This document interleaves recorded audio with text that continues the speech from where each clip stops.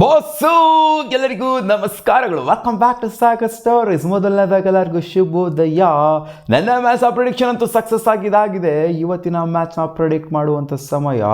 It's Mumbai Indians up against KKR versus KKR home ಗ್ರೌಂಡಲ್ಲಿ ನಡೀತಾ ಇರುವಂಥ ಮ್ಯಾಚು ವಾಂಖೇಡೆ ಸ್ಟೇಡಿಯಮಲ್ಲಿ. ಸೊ ಸ್ಟ್ಯಾಟ್ಸ್ ಗೀಟ್ಸ್ ವಿಚಾರಕ್ಕೆಲ್ಲ ಹೋಗಿ ನಾವು ಮುಂಚೆ ಬೇಗ ಚಾನಲ್ ಸಬ್ಸ್ಕ್ರೈಬ್ ಹಾಕೋಣ. ಹಂಗೆ ಟಕಾರ ನನಗೆ ಬೆಲ್ಲೈಕನ್ನು ಪಟ್ ನನಗೆ ಕ್ಲಿಕ್ ಮಾಡ್ಕೊಂಡು ಹಂಗೆ ಒಂದು ಲೈಕ್ ಬಿಡೋದ ಮೇಲೆ ಹಂಗೆ ಟಣ್ಣನ ಕ್ಲಿಕ್ ಮಾಡ್ಕೊಳ್ಳಿ. ಸೊ ಓಕೆ, ಸ್ಟ್ಯಾಟ್ಸ್ ವಿಚಾರಕ್ಕೆ ಹೋಯ್ತು ಅಂತ ಅಂದರೆ ಮುಂಬೈ ಇಂಡಿಯನ್ಸು ಅವರ ಹೋಮಲ್ಲಿ ಯಾವಾಗಲೂ ಕೂಡ ಡಾಮಿನೇಟ್ ಮಾಡಿದ್ದಾರೆ. ಆ್ಯಂಡ್ KKR ಅಂತ ಬಂದಾಗ KKR ಅಗೇನ್ಸ್ಟ್ ಸಿಕ್ಕಾಪಟ್ಟೆ ಡಾಮಿನೇಷನ್ ಅಂತೂ ಮುಂಬೈ ಇಂಡಿಯನ್ಸು ಹಿಸ್ಟ್ರಿ ತೆಗೆದು ನೋಡ್ತು ಅಂತಂದರೆ ಖಂಡಿತ ಇದೆ. ಅದು ಹೋಮ್ ಮ್ಯಾಚೇ ಆಗಿರಲಿ ಅವೇ ಮ್ಯಾಚ್ ಆಗಿರಲಿ ಸಿಕ್ಕಾಪಟ್ಟೆ ಕಡಕಾಗಿ ಆಡಿದ್ದಾರೆ. ಸೊ ಹಿಸ್ಟ್ರಿ ತೆಗೆದು ನೋಡ್ತು ಅಂದರೆ 24 ಮ್ಯಾಚ್ನ ಮುಂಬೈ ಇಂಡಿಯನ್ಸ್ ಅವರು ಗೆದ್ದಿದ್ದಾರೆ. ಆ್ಯಂಡ್ 11 ಮ್ಯಾಚ್ನ ಮಾತ್ರ KKR ಅವರು ಗೆದ್ದಿದ್ದಾರೆ. ಸೊ 24 ಮತ್ತು 11 ತಗೊಂಡು ನೋಡ್ತು ಅಂತಂದರೆ ಹೆವಿ ಡಿಫ್ರೆನ್ಸ್ ಅಂತೂ ಇದೆ. ವಾಂಖೇಡೆ ಸ್ಟೇಡಿಯಮಲ್ಲಿ 10 ಮ್ಯಾಚ್ನ ಗೆದ್ದಿರುವಂಥ ಮುಂಬೈ ಇಂಡಿಯನ್ಸ್ ಕೇವಲ 2 ಮ್ಯಾಚ್ನ ಮಾತ್ರ ಗೆದ್ದಿರು. 12 ಮ್ಯಾಚಲ್ಲಿ 2 ಮ್ಯಾಚ್ನ ಮಾತ್ರ ಗೆದ್ದಿದ್ದಾರೆ KKR ಅವರು. ಒಂಥರ ಅಲ್ಲೊಂದು ಇಲ್ಲೊಂದು ಅನ್ನೋ ಥರ ಇದೆ. ಹಿಸ್ಟ್ರಿ ತೆಗೆದು ನೋಡ್ತು ಅಂತಂದರೆ ವಾಂಖೇಡೆ ಸ್ಟೇಡಿಯಮಲ್ಲಿ ಇವರ ಡಾಮಿನೇಷನ್ ಅಂತೂ ಹೆವಿ ಆಗಿದೆ. ಆ್ಯಂಡ್ ಹಿಡನ್ ಗಾರ್ಡನ್ಸಲ್ಲೂ ಕೂಡ ಸಖತ್ತಾಗಿಯೇ ಡಾಮಿನೇಟ್ ಮಾಡಿದ್ದಾರೆ. KKR ಫ್ರಾಂಚೈಸ್ ಅಂತ ಅಂದರೆ ಸಿಕ್ಕಾಪಟ್ಟೆ ಇಷ್ಟ ಅಂತ ಕಾಣಿಸುತ್ತೆ ಮುಂಬೈ ಇಂಡಿಯನ್ಸ್ಗೆ. ಆ್ಯಂಡ್ 2 ವಿನ್ಸ್ ಬಂದ್ಬಿಟ್ಟು ರೀಸೆಂಟಾಗಿ ಲಾಸ್ಟ್ 5 ಗೇಮ್ಸಲ್ಲಿ ಮುಂಬೈ ಇಂಡಿಯನ್ಸ್ಗೆ 2 ವಿನ್ ಆಯಿತು ಅಂದರೆ 3 ಮ್ಯಾಚ್ನ ಗೆದ್ದಿರೋದು KKR ಅವರು. ಬಟ್ ರೀಸೆಂಟಾಗಿ 5 ಗೇಮಲ್ಲಿ ಸಿಕ್ಕಾಪಟ್ಟೆ ಡಾಮಿನೇಷನ್ ತೋರಿಸಿರೋದು ಅದು KKR ಅವರು. ಹಿಸ್ಟ್ರಿ ತೊಗೊಂಡು ನೋಡ್ತಾನೆ ಮುಂಬೈ ಇಂಡಿಯನ್ಸು ರೀಸೆಂಟ್ 5 ಗೇಮ್ಸ್ ತೊಗೊಂಡು ನೋಡ್ತವ್ರೆ ಅದು KKR. ಬಟ್ ಮುಂಬೈ ಇಂಡಿಯನ್ಸು ಒಂದು ಚಾಡಿ ಅಂತೂ ಇದೆ. ಏನಂತಂದರೆ ಮೊದಲನೇ ಮ್ಯಾಚ್ನ ಸೋತೋಗ್ಬಿಡ್ತಾರೆ. ಎಲ್ಲ ಸೀಸನ್ ಕೂಡ ಮೊದಲನೇ ಮ್ಯಾಚ್ನ ಸೋತೋಗ್ಬಿಡ್ತಾರೆ. ಜಮಾನ್ದನ್ನು ಕೂಡ ಈ ಒಂದು ಚಾಡಿ ಅಂತೂ ಮುಂಬೈ ಇಂಡಿಯನ್ಸ್ಗೆ ಇದೆ. ಫಸ್ಟ್ ಮ್ಯಾಚ್ ಅದೆಷ್ಟೇ ಸ್ಟ್ರಾಂಗ್ ಇದ್ರೂ ಕೂಡ ಟೀಮು ಅವ್ರು ಸೆಟ್ ಆಗೋದಕ್ಕೆ ಸ್ಲೋ ಸ್ಟಾರ್ಟರ್ಸ್ ಅಂತಲೇ ಹೆಸರುವಾಸಿಯಾಗಿರುವಂಥ ಮುಂಬೈ ಇಂಡಿಯನ್ಸು ಇವತ್ತು ಅಗ್ರೆಸಿವ್ ಸ್ಟಾರ್ಟ್ನ ಕೊಡ್ತಾರಾ, ಇವತ್ತು ಕ್ಲೀನ್ ಆ್ಯಂಡ್ ಕ್ಲಿಯರ್ ಸ್ಟಾರ್ಟ್ನ ಕೊಡ್ತಾರಾ ಅಂತ ಕಾದು ನೋಡಬೇಕು. ನೋಡಿ, ಗಮನಿಸಿ ಎಷ್ಟು ಸೀಸನ್ ಮುಂಬೈ ಇಂಡಿಯನ್ಸ್ ಅವರು ಮೊದಲನೇ ಮ್ಯಾಚ್ನ ಸೋತಿದ್ದಾರೆ. ಒಳ್ಳೆ ಸ್ಟಾರ್ಟ್ನ ತೊಗೊಳ್ಳೋದಿಲ್ಲ ಮುಂಬೈ ಇಂಡಿಯನ್ಸ್. ಫಸ್ಟ್ ಒಂದು 2 ಮ್ಯಾಚ್ 3 ಮ್ಯಾಚ್ನ ಸೋತಾದ್ಮೇಲೆ ಅವರಿಗೆ ಒಳ್ಳೆ ಸ್ಟಾರ್ಟ್ ಅನ್ನೋದು ಸಿಗೋವಂಥದ್ದು. ಸೊ ಇದೊಂದು ನಾರ್ಮ್ ಆಗಿ ಹೋಗ್ಬಿಟ್ಟಿದೆ ಮುಂಬೈ ಇಂಡಿಯನ್ಸ್ಗೆ. ಸೊ ಈ ಸೀಸನ್ ಏನು ಮಾಡ್ತಾರೆ, ವಿನ್ನಿಂಗ್ ಕಿಕ್ ಸ್ಟಾರ್ಟ್ ಕೊಡ್ತಾರಾ ಅಥವಾ ಮತ್ತೆ ಕೊಲ್ಯಾಪ್ಸ್ ಆಗ್ತಾರಾ, ಒಂದು ಚಾಡಿ ಏನಿದೆ ಅದನ್ನೇ ಫಾಲೋ ಅಪ್ ಮಾಡ್ತಾರಾ ಅಂತ ಕಾದು ನೋಡಬೇಕು. ಸೊ ಒಂಥರ ಫೇವ್ರೇಟ್ಸ್ ಅಂತಂದರೆ ಅದು ಮುಂಬೈ ಇಂಡಿಯನ್ಸೇ. ಏನಕ್ಕೆ ಅಂತಂದರೆ ಖಂಡಿತ ಹೋಮ್ ಟೀಮು ಜೊತೆಗೆ ಟೀಮು ಕೂಡ ಬಲಿಷ್ಠವಾಗಿ ಕಾಣಿಸ್ತಿದೆ. KKRಗೆ ಆಗಿರುವಂಥ ಇಂಜುರಿ ಕನ್ಸರ್ನ್ಸ್ಗಳೆಲ್ಲ ನೋಡ್ತು ಅಂತಂದರೆ ಹೌದು, ಮತೀಶಾ ಪತಿರಾಣ ಮಿಸ್ ಔಟ್ ಆಗಿದ್ದಾರೆ. ಈ ಕಡೆಯಿಂದ ಅಂದರೆ ಅವ್ರ ಅವೈಲಬಿಲಿಟಿ ಇನ್ನೂ ಕ್ವಶನಲ್ಲೇ ಇದೆ. ಈ ಕಡೆಯಿಂದ ಇವರು ಯಾರಪ್ಪ ಅವರು ಎತ್ತಾಕೋದ್ರಲ್ಲ ಬಾಂಗ್ಲಾದೇಶ ಪ್ಲೇಯರು ಮುಸ್ತಫಿಜುರ್ ರೆಹಮಾನ್ ಅವ್ರನ್ನ ಕಿತ್ತಾಕಿದ್ರು. ಹರ್ಷಿತ್ ರಾಣಾ ಅವರು ರೋಲ್ಡ್ ಔಟ್ ಆದರು. ಆಕಾಶ್ ದೀಪ್ ರೋಲ್ಡ್ ಔಟ್ ಆದರು. ಸೊ ಸುಮಾರು ಜನ ಇಂಜುರಿ ಆಗಿದ್ದಾರೆ, ರಿಪ್ಲೇಸ್ಮೆಂಟ್ಗಳು ಕೂಡ ಆಗಿದ್ದಾರೆ. ಸೊ ಒಂಥರ ಅವರ ಬೌಲಿಂಗ್ ಯೂನಿಟ್ ಏನಿದೆ ಅದು ಸಿಕ್ಕಾಪಟ್ಟೆ ಕನ್ಸರ್ನ್ ಇದೆ. Fast bowling attack especially spin attack ಅಂತೂ ಒಂದು ಡೀಸೆಂಟಾಗೇ ಇದೆ, ಸಖತ್ತಾಗೇ ಇದೆ. ಮುಂಬೈ ಇಂಡಿಯನ್ಸಿಗೆ ಕಂಪೇರ್ ಮಾಡ್ತಾರೆ ಪರವಾಗಿಲ್ಲ, ಡೀಸೆಂಟಾಗೇ ಕಾಣಿಸ್ತಾ ಇದೆ. ಫಾಸ್ಟ್ ಬೌಲಿಂಗ್ ಆಪ್ಷನ್ ಇವರ ಒಂದು ಮೈನ್ ಸ್ಟ್ರೆಂತ್ ಅಂತ ಹೇಳ್ಬೇಕು ಮುಂಬೈ ಇಂಡಿಯನ್ಸ್ಗೆ. ಯಾಕಂದರೆ ಟ್ರೆಂಟ್ ಬೋಲ್ಟ್ ಜೊತೆಗೆ ಬುಮ್ರಾ ಅವರು ಇರೋದ್ರಿಂದ ಈ ಕಡೆ ಅಂಥ ಮಟ್ಟಿಗೆ ಹೆವಿಯಾಗಿ ಏನು ಕಾಣಿಸ್ತಾ ಇಲ್ಲ fast bowling attack. But Bumrah ಅವರು ಸ್ಕ್ವಾಡಿಗೆ ಜಾಯ್ನ್ ಆಗಿದ್ದಾರೆ ಅಂತ ಅಪ್ಡೇಟ್ ಇದೆ. ಬಟ್ ಬುಮ್ರಾ ಅವರು 100% ಶ್ಯೂರ್ ಆಗಿ ಇವತ್ತು ಆಡ್ತಾರೆ ಅಂತಲೂ ಕೂಡ ಕಡಾಖಂಡಿತವಾಗಿ ಹೇಳೋದಕ್ಕಾಗೋದಿಲ್ಲ. ರೀಸೆಂಟಾಗಿ ಅವರು BCCI ಸೆಂಟರ್ ಆಫ್ ಎಕ್ಸಲೆನ್ಸಲ್ಲಿ ಬಂದುಬಿಟ್ಟು ಹೋಗಿದ್ರು, ಬೆಂಗಳೂರಿಗೆ ಬಂದುಬಿಟ್ಟು ಅವರು ಹೋಗಿದ್ರು.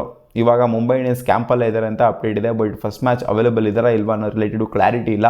ಆ್ಯಂಡ್ ಇನ್ನೂ ಒಂದು ಅಪ್ಡೇಟ್ ಬರ್ತಿರೋದೇನು ಅಂತಂದರೆ ವಿಲ್ ಜಾಕ್ಸ್ ಅವರು ಇನ್ನೂ ಬಂದು ಎಳೆದಿಲ್ಲ ಅಂತ. ಆ್ಯಂಡ್ ಮಿಚೆಲ್ ಸ್ಯಾನರ್ ಅವರ ಅವೈಲಬಿಲಿಟಿನೂ ಕೂಡ ಕನ್ಸರ್ನಲ್ಲೇ ಇದೆ ಒಂಥರ ಮುಂಬೈ ಇಂಡಿಯನ್ಸ್ಗೆ. ಇಬ್ಬರೂ ಕೂಡ ಬಂದಿಲ್ಲ ಅನ್ನೋ ಥರನೇ ಅಪ್ಡೇಟ್ ಬರ್ತಿದೆ. ಅದರಿಂದ ಅವರಿಬ್ಬರು ಆಡುವಂಥ ಚಾನ್ಸಸ್ ಏನಿದೆ ಈ ಮ್ಯಾಚು.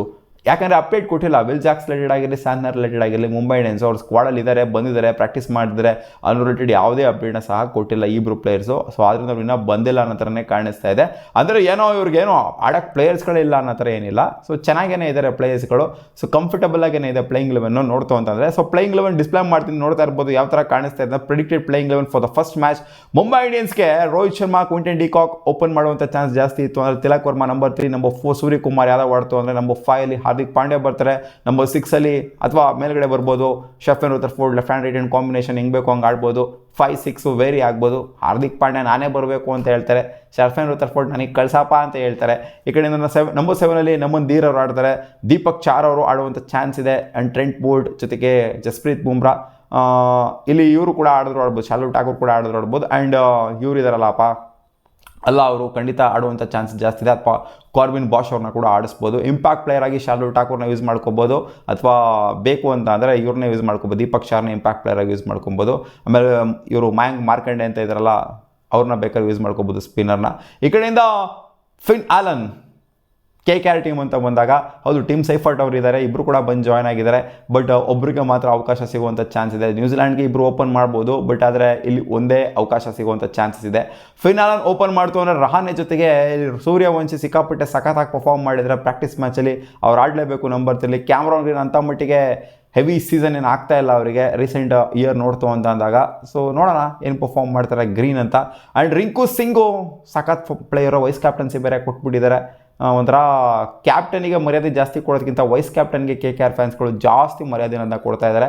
ರಮಣ್ದೀಪ್ ಸಿಂಗು ಒಳ್ಳೆ player. And Sunil Narine opening ಸ್ಟಾರ್ಟಲ್ಲಿ ಆಡಿಸ್ತಾರ ಒಂಥರ ಅಡ್ಡೇಟ್ಗೆ ಒಂದು ಗುಡ್ಡೇಟು ಇಕ್ಕುಗುರು ಅಂತ, ಅಥವಾ ಇಲ್ಲ ಓಪನಿಂಗು ಸ್ಟೇಬಲ್ ಆಗಿರಬೇಕು ಅನ್ನೋ ಥರ ಆಡಿಸ್ತಾರ, ರಹಾನೆ ಜೊತೆಗೆ ಫಿನಾಲನ್ನೇ ಆಡಿಸ್ತಾರ ಅಂತ ಒಂದು ಕಾದು ನೋಡಬೇಕು.